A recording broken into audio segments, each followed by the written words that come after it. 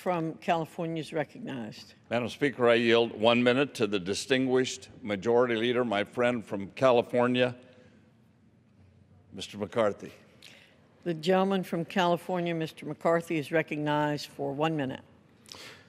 Madam Speaker, we face an enemy who pose a grave and growing threat to the United States and our allies.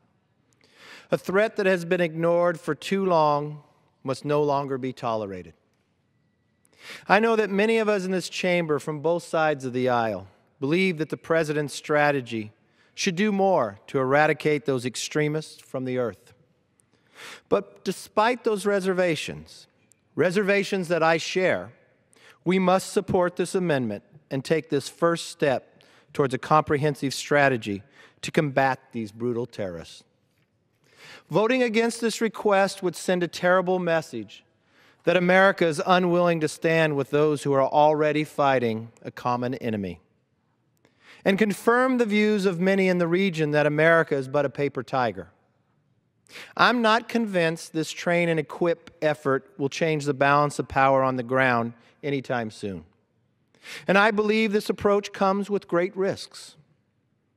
I am also concerned that airstrikes alone will be insufficient to meet the international threat posed by these terrorists. Congress must maintain a central role. We must conduct oversight to ensure this program is managed effectively. Under the leadership of Chairman McKeon, we have taken the President's original request and have added substantial oversight provisions to ensure this program is properly and carefully managed.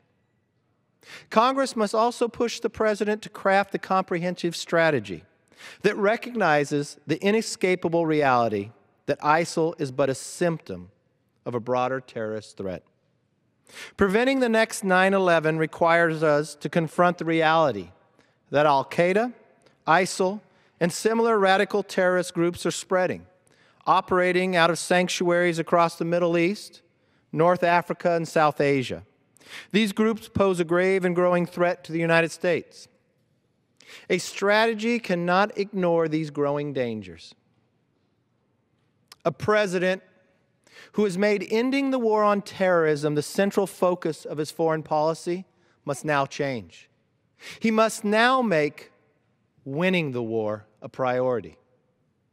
The Congress will need to push the President and his administration to do this right, to confront America's enemies and to restore America's alliance, strength, and credibility. But this institution will be in no position to do that if we block his simple request today. Congress must now vote to support the first steps of what will be a long march towards victory. I yield back.